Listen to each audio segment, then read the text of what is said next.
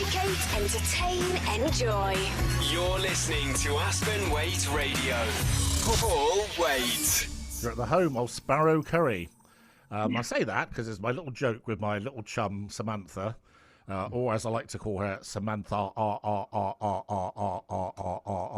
I would like to point out she is at least as weird as me. So a very warm welcome to Samantha. And I think I said to Drew earlier, it's probably true to say that if it wasn't for Sam, leaving Drew out of it because he's had enough praise today, probably you wouldn't be listening to me today, I think indirectly. I think that's probably true. So who is Sam Clyde? Someone tell me. Yeah, I've often wondered that. No, so seriously for a minute. I'm actually going to be nice to Sam for a whole hour today, so don't get used to it, mind. It's it's just something that has to happen now and again. Yeah. So Samantha's husband is a very accomplished motorsport engineer, Formula One really, and such. Can't remember who introduced me to him. Can you remember, Sam? I don't remember his name. Maybe it's an action coach, was it? No, no, he wasn't an action coach. It was one of your coach from a long time ago. Your mentor. Okay. I met him and we had a discussion. Not Steve Jones. Yes, Steve and I had a discussion over lunch. We had lunch one day, and we were talking about different things. And I was talking about what Nigel did, and he said, "Oh, does he claim R&D?" I said, "What's R&D?" And being a long-time mentor and business coach, I was a bit frustrated that I hadn't heard of this scheme. And he explained what it was and said that Nigel could probably get some money back. And I said, "Tell me more." And then he introduced me to you. And the rest, they say, is history. Yes, there we are. Yeah, so I remember. I actually remember it quite well. I can vaguely remember where we were, and of course the first meeting was to do with Nigel and Sam. Being a sort of an inquisitive sort of person who probably likes to know more than likes to know everything. Basically said to me, let's get together again and have a general chat to see where it goes. And without boring you listeners with all of the minutiae, in effect, I sort of said to Sam, I've got lots of ideas, and at the moment I'm sort of having to save the goals, give the ball to the centre forward and score the goals, and it's obviously difficult to do all the three. And I could do with someone sort of executing my ideas, etc. And I had lots of ideas about how Aspen Waite could work with other professionals, for instance, to generate services, etc. And Sam basically said, I think pretty much there and then, "Oh, I can do that." Me being a very trusting sort of soul, it's quite there's nothing particularly complicated about it. To be honest with you, that is literally what happened. So I say, well, Sam says, "Oh, I can do that," and I go, "All right then." And then it would be true to say, it's one of my little jokes with Samantha, is we had so many lunches. One of my little things is I like going to hotels and sort of making out that we're in hotels a lot for reasons other than lunch, of course, which is, if you were Sam, would be highly embarrassing to be seen with me in such a context. So Sam Clyde and Paul actually do what they said they're going to do. I think that's a thing. And I don't know how many years ago was that now, Sam, do you think? 7 in August. 7. So, so as I say, what happened as a result of meeting Sam was, I was a chartered accountant, albeit a rather weird one. And obviously, rather constrained, maybe a word, constrained to more conventional ways of doing business. And as a result of meeting Sam, who we'll come on to later, was in her own right a very successful and innovative entrepreneur, I would suggest, had become a very accomplished coach and expert in partnerships and strategic relationships, that sort of thing. And as a result of her world, sort of the Clyde world merged with the Waite world. And within, I think, about 4 weeks, actually, I was standing up in Eastleigh at a growth accelerator conference talking about R&D. And I don't know if you were in the crowd actually, Sam. It was Yeah. I never forget that day because I was obviously a bit nervous, and although I am a trained lecturer, etc., it's been it's like anything, isn't it? If you don't, if the world's best golfer and you don't play golf for 3 years, and you're not going to shoot 63 in your next round, are you? So, I was a bit rusty, and quite a lot of people there actually, probably 120 to 50, 150, something like that, and some quite big shots, nationally from the BGS. Fortunately for me, a lady went on before me who was supposed to be incredibly accomplished, and she was dreadful. And I could just remember sitting there thinking, oh gosh, even if I'm awful, I can beat her, which did give me a bit of confidence actually. And lo and behold, it'd be quite interesting to go back and listen to Waite of 7 years ago. But fortunately for me, the hot shots from the BGS liked what I had to say, and we made a lot of capital out of that, Samantha and I. And then from then on, I became the speaker of choice at all future business growth service events, and of course then Sam basically orchestrated and arranged various relationships and partnerships, which took Aspen Waite down a road it would never have been able to. So, as you might expect, and I hope there's lessons for other people, because I think this isn't always true in life. I think I'm a great believer in not forgetting who you are and where you came from and who helped you to get there. And I certainly don't, Sam. So there we are. You can rest assured on that. So you have a lifetime of Sparrow Curries ahead. So Sam Thanks. Clyde, who is Sam Clyde? So tell us a bit about what it was like to be a little baby Sam Clyde growing up, going to school, etc. Oh, what can I say? Were you naughty, good? I know I was good. In fact, we were having a conversation this weekend with the kids about the difference now in terms of what happens when they get told off at school and when we got told off at school. And I couldn't remember any time that I was actually sent out of the classroom. Really? Yeah. So I was I toed the line. I didn't have the sort of peer pressures that the kids have these days in terms of having to be part of a group. I didn't feel that at all. I didn't smoke. I didn't really drink. Never felt. Well, not when you were 5, you mean? No. Yeah, when I was 5, I didn't smoke. I didn't drink. And that carried on until I went to work away. I loved my sport. I was a swimmer, swam at a high level, Mm-hmm. and then I decided that I was, much to my family's dismay, I didn't want to go to uni. I wanted to live the real world. Yeah. I felt this internal pushing to get out there and do something. So at 18, I decided not to. After I'd done my A levels and went to college for a year, I decided no, I'm not going to go. I'm not going to toe the line. I'm not going to go to uni. I'm going to go and work as an overseas rep because I love traveling. So that's what I did. And I was very young to get a job out there and worked my way up to being That's in a holiday company, was it? Yeah, it was for First Choice at the time, who are now TUI, and worked my way up to being overseas manager. I did winters and summers because skiing is my passion. So I was a ski trainer and worked overseas in various French ski resorts and then got promoted to Colorado. Loved it out there. And but when you work overseas, it's very difficult to. There's only a certain amount of levels you can get to, and then promotion is coming back and sitting in an office in the UK. And I didn't really feel that would satisfy my urge of pushing myself. So I then decided I was going to do something bizarre. Again, much to my family's dismay, having worked my way up in the company, they thought I would be quite settled in. I think I was a bit of a risk taker.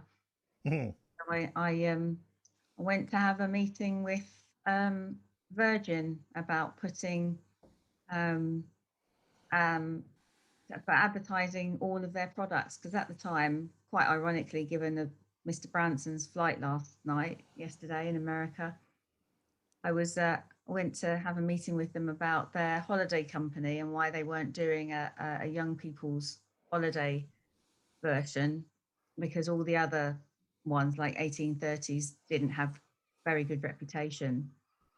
And while I was having the meeting with the MD, he asked me a lot of questions that I went back and had a think about, and then came out with this brainstorming idea of putting adverts on aeroplanes, which hadn't been done before. So of course, as it hadn't been done before, I thought I could do it. So that's what I did. I set about building a company that took 2.5 years just to get all the paperwork in order to be able to put an advert on a plane seat, a static advert on a plane seat. Required a lot of documentation and testing because of safety regulations. And for those who think, oh, well, it's a digital world, you can only put a certain amount of weight on a plane. So everything that goes on a plane is weighed, even the amount of sugar sachets. So on a short haul aircraft or a medium haul aircraft that only goes to Europe, they can't afford to put technical equipment in that would weight the plane down. Okay, I think that's you got a bit ahead of yourself now. And I'm sitting there thinking, that's I was going to be talking about Transad in the next bit, but I just did you grow up in the southeast, in the south of England? Yeah, North London girl. North London. So that's Tottenham, isn't it? Was that right? Well, it is, but I came from a football family, so when I was 7, I picked a team way out of the realms of Arsenal and Tottenham, and I decided to go Liverpool, and I've been a Liverpool girl ever since.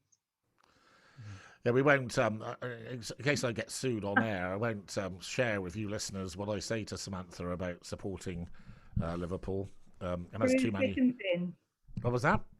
Through thick and thin. Yeah, and as 2 Man United players missed penalties last night, then certainly there's no bragging rights going on here. So, No. Is music a good part of your life, would you say? Yeah. I've obviously grown up through lots of different genre, but I'm not into really heavy music, right? Probably because having lived abroad for a good part of my life, I didn't even know who the Spice Girls were until I came back to the UK. I never even heard of them. Probably no bad thing. No, probably. So yeah. So your first track today is "Sit Down," which is a bit of an anthem from James. So what is it about this song that stirs the blood of the Clyde? Well, James is, like you say, it's an anthem, and when I was out managing resorts with reps that had to go out and have a good time at night and do bar crawls, they had to get everybody up and dancing or sitting down in James's case. So it just brings back really good memories of everybody singing and cheering in bars, waving their hands in the air and all having a good time. Right, so if Drew gets off his phone, he might play the next song. So this is Sit Down and James. Aspen Waite Radio. Full weight. So this is the Aspen Waite Radio Breakfast Show on Monday, July the 12th, and I'm with my special guest, Samantha Clyde. And I need a doctor. If I wasn't sitting down, I would now need therapy. Having just watched Samantha doing this very strange sort of dance thing, so obviously likes that. Brought back some memories, didn't it? Yeah, absolutely. So you go along to the Virgin. You have this idea about how to sort of create this whole new advertising product, I suppose. So what happened then? So airlines don't make a very, very small profit. So this was something they'd never even contemplated in those days. Obviously, they had the magazine and they put adverts in magazines, but no one had ever done this. Luckily, having had an airline background with the tour operators, I needed to be able to fund it. And that was very difficult because I quit my job as a manager in First Choice in order to do it. So I managed to get myself a job with BA on the ground as ground staff in order to help me fund it. So then I was on aircraft all morning or all evening, and in between I was then going to my car, changing into a suit, and then going to have meetings with bosses of airlines and bosses of advertising companies. So that it was a very, very strange dynamic, because I don't really comply very well. So wearing a BA uniform with a hat in an airport terminal didn't I really. can see you in it, mind. Yeah, no. Yeah, I can. Really. Yeah. So yeah, it was quite funny having to change in my car, because you weren't allowed to come out of the airport without being in your uniform. So I had to change in the car. So what? How did you manage to appear on that Channel 4 documentary? What did you have to apply for that? No, they came to me, because by then I'd already set the company up. So that was 2.5 years after initially starting the business. I had to go around the country trying to find people that would help me put the frame together. So I got designers involved, had to go to some manufacturers and get the frame all put together. So with the little money I did have, I managed to do that. I applied for a loan, the Small Firms Loan Guarantee Scheme, and my bank turned me down.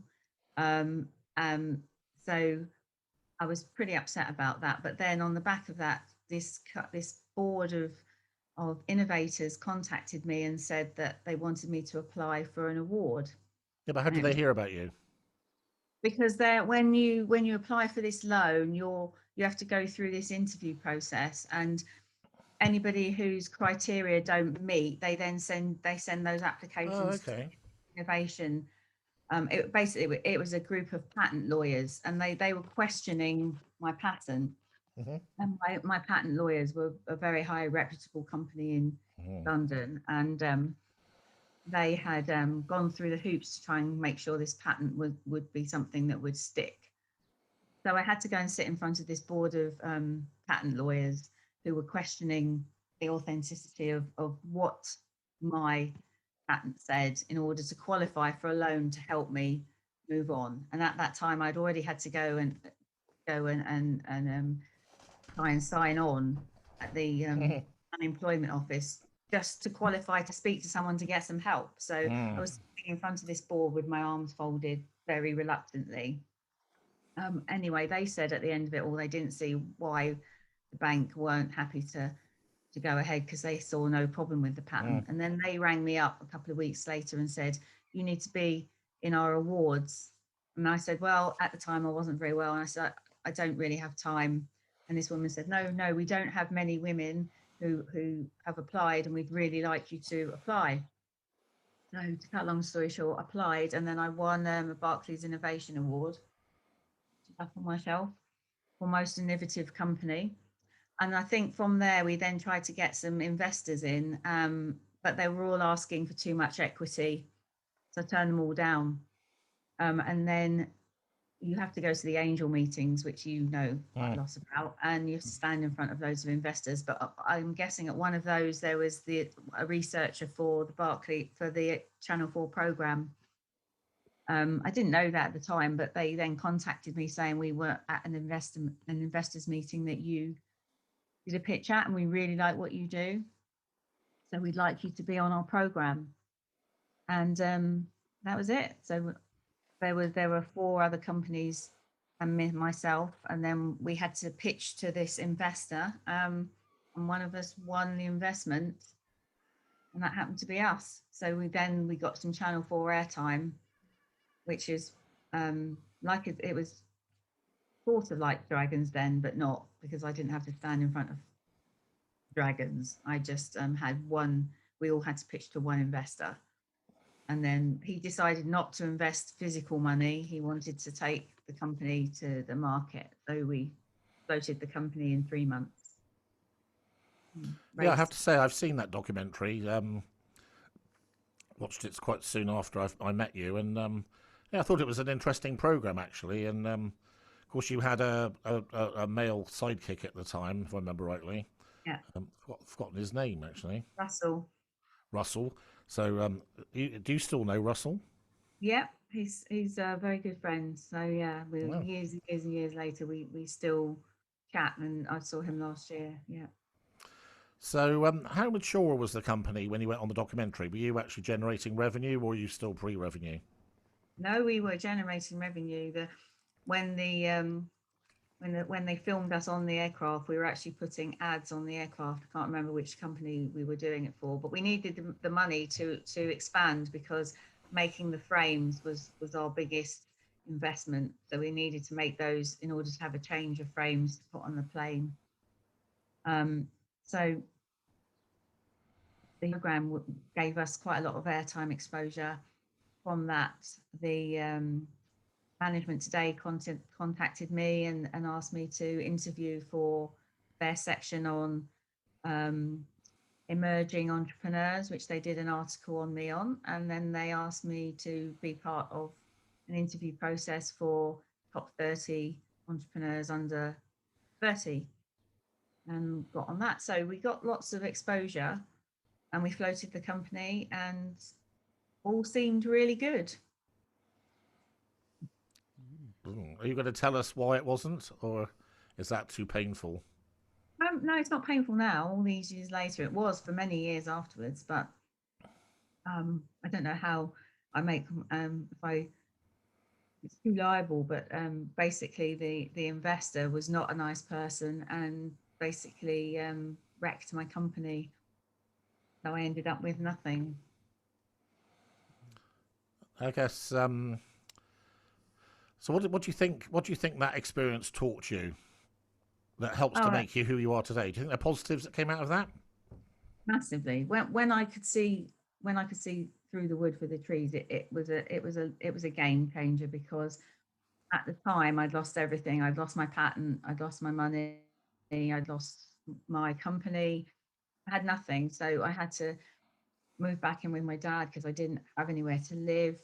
And it was heart-wrenching. And because he worked in the city, he had a friend that he advised me to go and see, who was quite high up in the city. I had a chat with him, and basically he told me that I had an MBA, but it wasn't on paper, it was in my head, and I should use that experience to go out and help other people. Yeah, because I'd done that journey from beginning to end. I had lived the journey. So you could empathize with businesses, you understood their heartache, you understood obstacles, how to come about them. And there's a huge transition between having an idea to trying to find funding, to setting up a business, to running it, to getting investment, to floating it. And like, in America, you don't even qualify to speak to investors unless you've had a failed business. So I saw the positive in that afterwards, but not at the time. Yeah, no, it's hard, isn't it? I suppose a bit of a deep question. You don't have to answer this if you don't want to. Do you feel, obviously, so you were this quite bright light at a very young age. Are you happy with yourself now? Do you feel you've done justice to your talent? Obviously, meeting you changed all of that. Oh, come on. No, I'm being serious now. No, I think that I find it very satisfying going into businesses from having that massive crush and devastation. Being able to understand how entrepreneurs feel. I think that there's great satisfaction in watching what you can do, help other people. From a very early age, when I was a manager, I didn't micromanage, but I used to want to make sure that everything was done to its uttermost level. So I would double check stuff, and when people were doing their liquidation, as we called it in the tour operation world, giving me all the money, and I checked all the tickets, even though they'd done it, I would recheck it. And because I did all that and wanted to make sure that we could only be the best.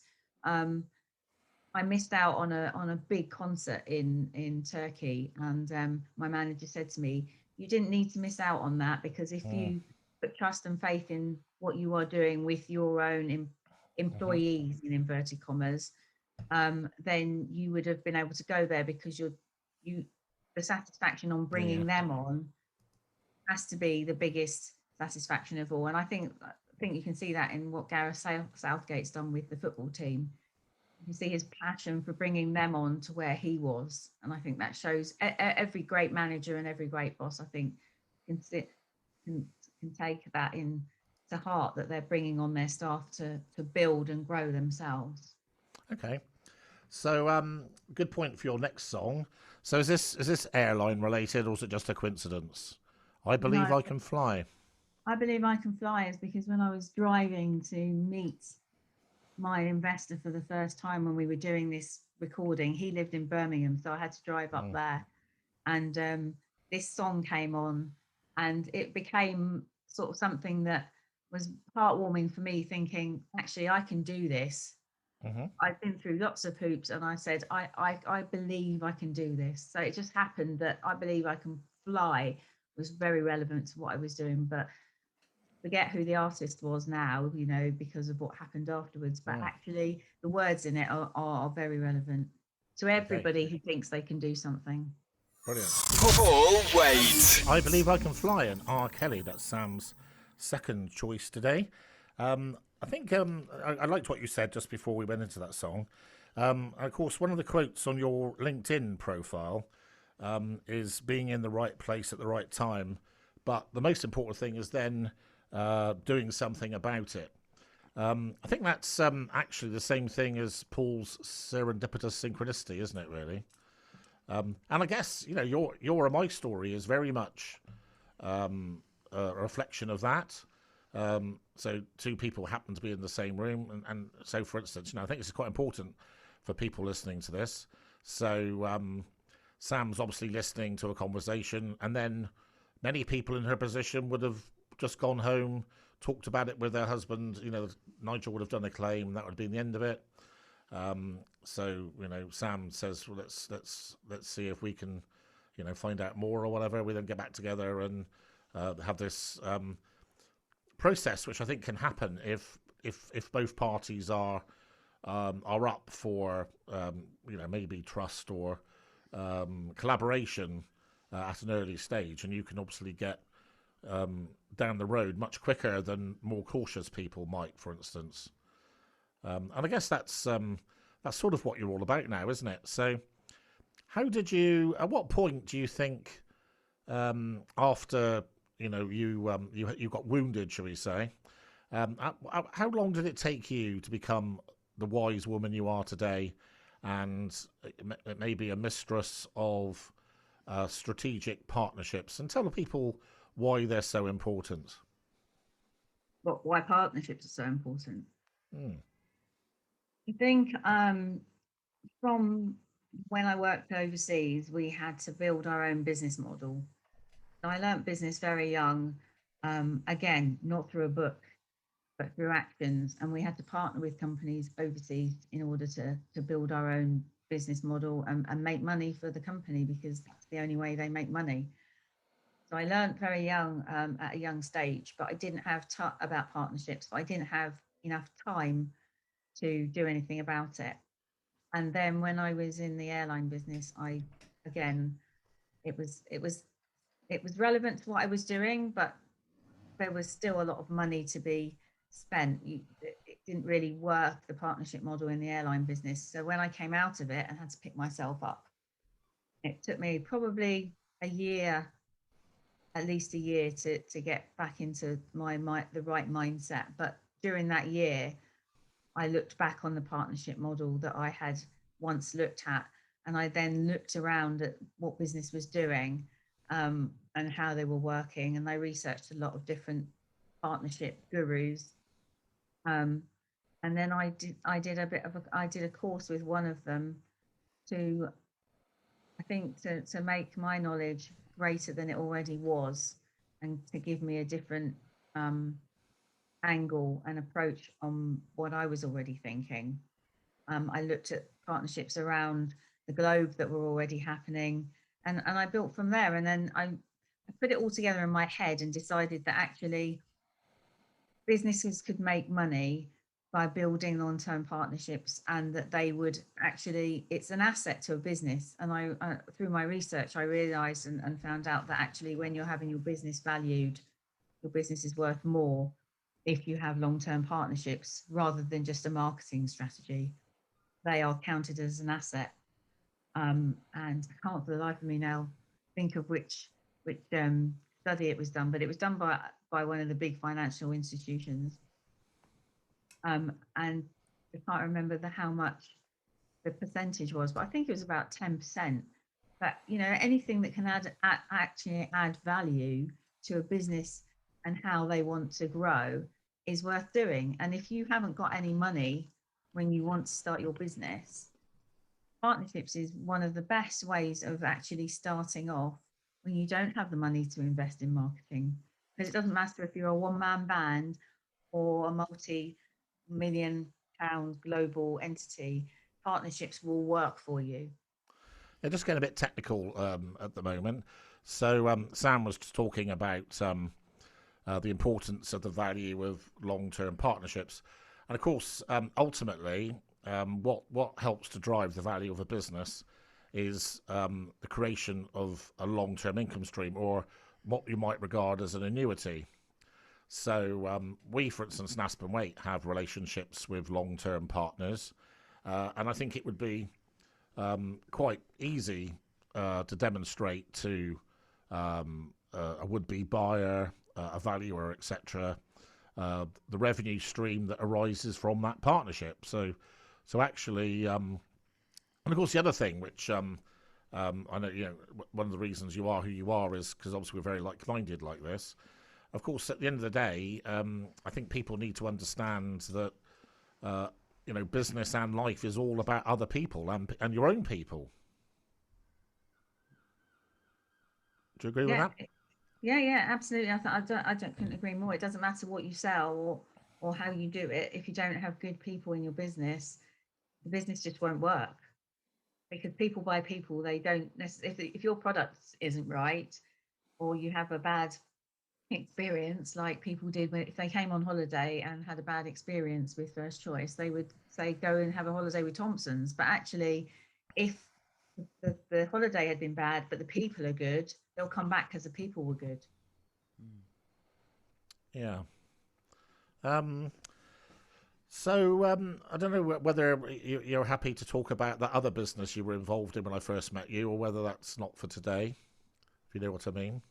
Yeah, no, let's move on from them. Well, that would be so. When I first met Sam, she was heavily involved in a business that looked like it had the potential to be, maybe even a global sensation. But maybe that would be a good example of a business that was in the right place but didn't then, react properly to the opportunity. Maybe say, because of course I think it's funny. I'm as you know, I'm sort of very interested in the psychology of things, and no, I actually did think England would win yesterday because I sort of, for a number of reasons, I thought it was sort of, we developed a sort of a winning mentality, and I'm also a believer in fate, and I think it's like quite often life is cyclical, and sort of things go round in circles and come back again. So I said, I suppose the other way of looking at that is Italy haven't lost for 33 matches, so they also went into the match with that winning mentality, didn't they? Unfortunately. Yeah, and also their goalie hasn't lost the last 5 penalty shootouts, so it sort of didn't bode well for us. Yeah, he was rather a giant, isn't he? I mean, yeah, when you look at how tall he was compared to our goalie, yeah. Jordan Pickford, yeah. Yeah, Pickford, yeah. Well, I have to say, had a good match. To be fair to him, he was a bit jittery in the semi-final, but I thought he was. I mean, he could maybe even our best player, and I felt very sorry for him. You think to be a penalty, to be a goalkeeper in a final like that, to make 2 saves and be on the losing side must be quite difficult for him, I would think. No, I don't, and I think it's an awful way to go out of a competition, because they used to have golden goal, didn't they? Like after extra time, you just played until someone got a goal, and I still think that's much fairer than putting the onus of getting a goal on one the person who has to take the penalty, and 2 on your goalie to save the other people's. So you were quite heavily involved in the government's Growth Accelerator programme, which was sort of an offshoot of what used to be called the Department of Trade and Industry and then just became the TI. Do you think that was a successful project? It was certainly well funded. I do. I just think there was too much red tape. I just think that too many of the government, I might be speaking out of turn, but from very good experience, I just think there was too much red tape involved.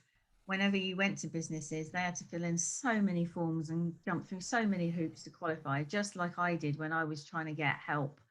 And if you take that tape away and you just have simplicity in getting businesses into this, after all, it was for the businesses. And the irony is that they weren't allowed to market it. How ridiculous is the fact that there wasn't a marketing plan for a government initiative to get businesses to invest in a program, a very small amount of money to get help and training to help them grow. I mean, if I was sitting in the government's offices right now, I'd pick up someone and shake them by the hair. I really would. It was quite an amazing gravy train, though, wasn't it? I mean, obviously you and I were sort of very much immersed in that world. So you had literally thousands of people all over the country who were almost dependent upon the growth scheme for their, and of course, mainly the thousands and thousands of coaches that exist who had 50% of all their fees matched by the government, and of course the more creative members even managed to do better than that. Nudge, nudge, wink, wink, say no more. Talking about fate, it's quite interesting. We'll pick your final track in a minute. So, of course, if you think, looking at it from Paul Waite's or Aspen Waite's point of view, the Business Growth Service has triggered, a very special group of people, or a very small select group of people, not just you and me, but also the wonderful man that is John O'Harris. Had a lovely message from him on Friday. So, those of you who are new to Aspen Waite Radio, or only listen to me, and I can understand why you would, but there are other things out there. Bushman, as I call him, he does a great show on Friday, and last week's show he sent me a text at about 9 o'clock on Friday, and he just basically said, "Hey, boss man, best show ever today." They're very kind to say that he basically sets me as the standard and tries to sort of carry out a show sort of like I would, but on his terms, and of course he was a growth accelerator manager, so he was responsible for developing clients, I suppose. And just a little human story to leave us with. So you probably knew John O for a lot longer than I did, but John O was, I suppose, in Aspen Waite terms, an introducer. He was a sort of a friend. I mean, it's funny, when John O worked for the government, I used to find him quite serious, actually. He used to send me some quite officious emails sometimes, especially if it was anything to do with ethical or ethicalness or morality. And of course, the government, which probably was a good thing for Aspen Waite, the government decided in November, I can't remember what year it was, 2016 probably, to close the Business Growth Service down. And of course, John O lost his job. And so I sort of sat down and thought about it. And a few days later, I phoned him up and said, "Seems to me you might need a friend, mate." And he said, "Yeah, I do." So I said, "Why don't you come and work for me?" So he said, "When do I start?" So it's just a nice human story there. So your final selection today is, I think, your favourite artist, actually, I think I'm right in saying. You've seen Adele more than once, haven't you, live?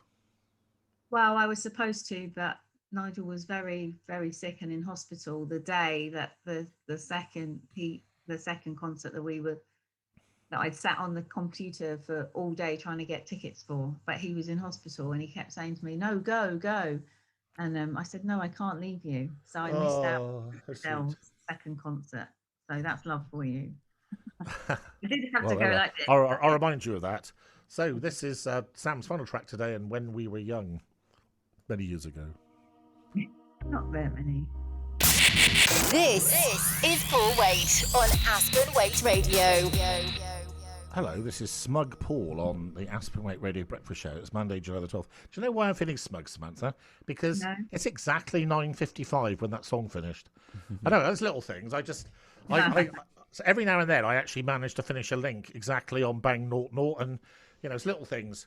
I was actually thinking about the words, when we were young, and I guess one of the few things that comes from being older is, apart from sort of life experience and wisdom, is, so in my case, for instance, I've almost I'm actually on a new career, arguably. So as a radio presenter, I am very young.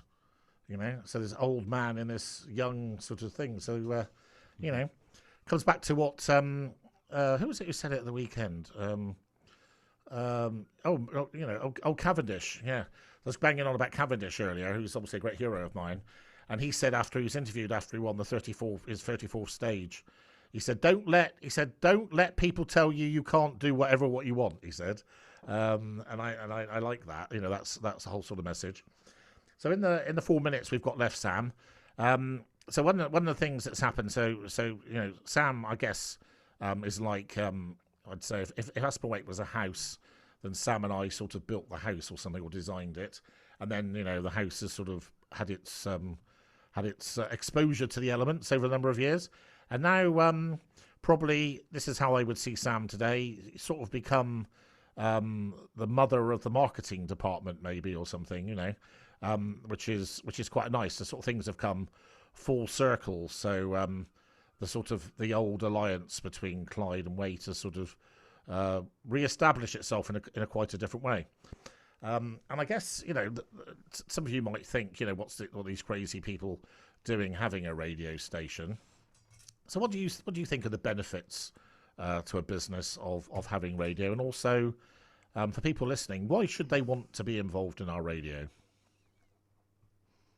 I think it's a very good platform to say what you want to say. I mean, our whole ethos on this is that we want to educate people. We don't want to be the norm. We've always been disruptive. So being able to come on and tell your story, not in an advert, but with a silly jingle that sounds ridiculous and people just want to turn off every time it comes on, but actually come on and just tell it as it is.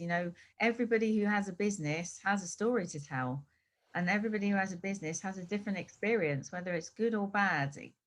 Businesses are built on experience, and all the best entrepreneurs, Branson, Sugar, they've all had experience and started off small and had failures. And just because you've had failures doesn't mean to say that you aren't good in business. Hopefully you've learned from them. So having the radio platform to tell people about it, and maybe start a conversation with somebody else out there that you may never have met before, but they might have some synergy to you, is just a hugely rewarding experience. Having worked in media for a long time myself before this, there is no better communication than talking to people.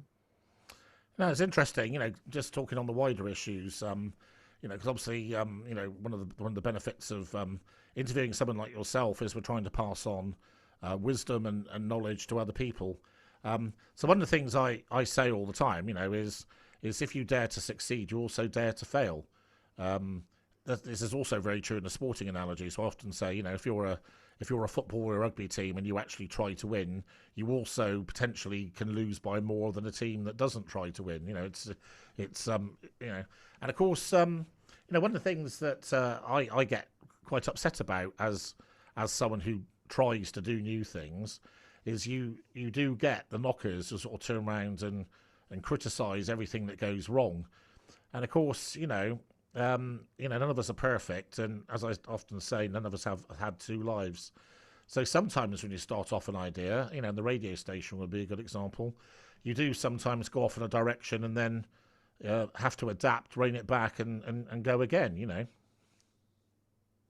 Yeah, you do, and I don't think anybody should use any sort of barrier as a means of not doing something. If you think you can do it, you can do it. And that's why I believe I Can Fly is so relevant. Very good, Samantha. So our special guest today was Sam Clyde. Very eloquent, may I say, Samantha. I give you a 10 for eloquency. And also your top, which is in striking Aspen Waite purple. So those of you who are just listening today, you can watch us live on YouTube later, Aspen Waite Radio. That's the end of the show today. I'll see you all tomorrow. online, on DAB, and on the Aspen Waite Radio app. This is Aspen Waite Radio News.